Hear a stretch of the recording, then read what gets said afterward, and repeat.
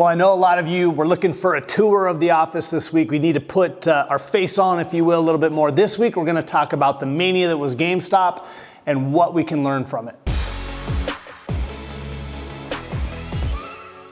So what was going on with GameStop this week? Why did it have the media and the markets in a frenzy? In short, pun not so much intended, you had a group of Reddit users who initially thought this might be a great turnaround story, a nice stock to invest in, versus some hedge funds that saw a company that was bleeding out, had a lot of its market share moving into a digital type time frame and thus should be shorted, bet against it. And then it blossomed into something much, much bigger with these Reddit users looking at it as something from on the most innocent level that would be funny to stick it to these hedge funds, to a little bit more ominously something that was an attack on their childhood store, a brand that they loved, and part of these hedge fund titans picking on stocks, AKA the little man, with some of these companies that they needed to fight against. And so the battle ensued. At the end of the day, the Reddit users amazingly overcame a couple of the hedge funds, most notably Melvin Capital,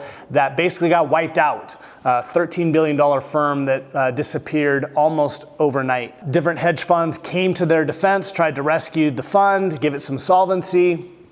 As soon as they did that, their biggest shorted stocks got put out on the Reddit threads and attacked as well. And so it all culminated, at least for the moment, Thursday with various trading platforms shutting down trading in those stocks, as well as some social media sites shutting down the servers of these Reddit users. On the one hand, the Wall Street people, if you will, claimed, hey, this is what we had to do. A lot of the stock was being borrowed.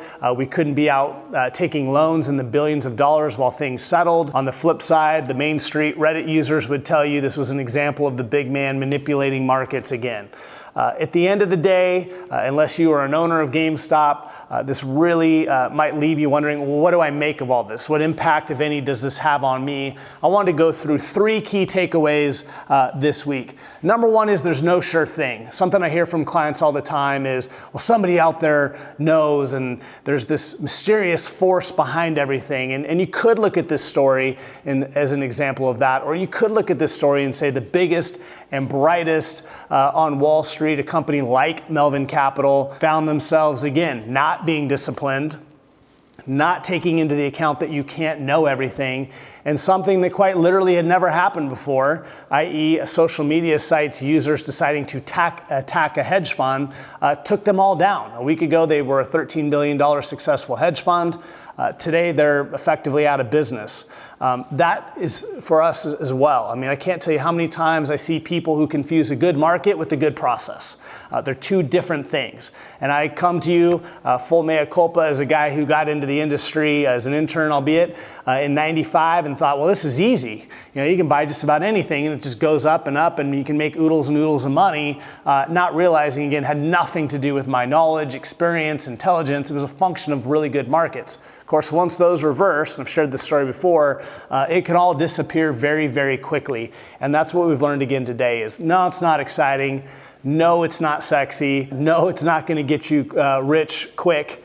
But a true, disciplined, diversified approach is what can help you not only build, but maintain wealth. The second key point is don't underestimate the power of a mob mentality and the need to belong. And that can play even on us. I think for some people, they see this story as these few kids on Reddit, granted many of them are grown men, but who were engaged in all this silly, reckless behavior. And that's not something I would possibly fall prey to.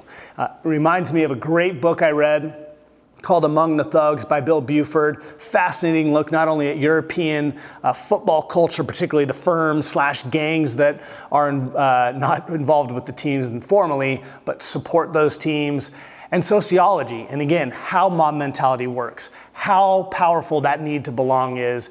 And this story around GameStop is, at least in part, a great example of that. For at least some of those Reddit users, this became something to belong to. This became a cause to unite behind, sticking it to the man, if you will.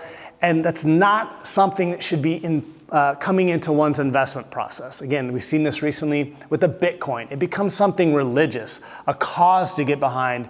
is simply part of a diversified portfolio, or even just a solid investment that you believe in for fundamental reasons, becomes something, again, that's emotional, almost quasi-religious in nature for those people who buy it.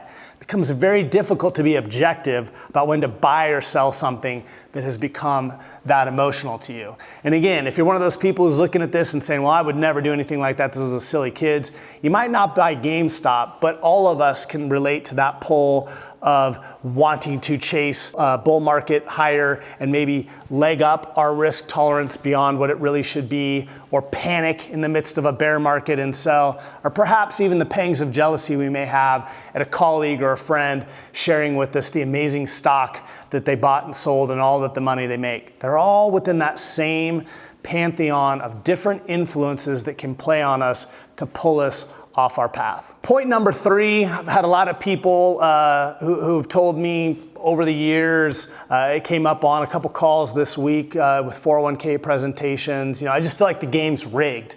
And here again, much like the last point, you could look at this story as one of which the game is rigged and there's too many forces out there that are pulling on things beyond your control. But the alternative to that is to recognize that it's only rigged and you're only vulnerable if you react.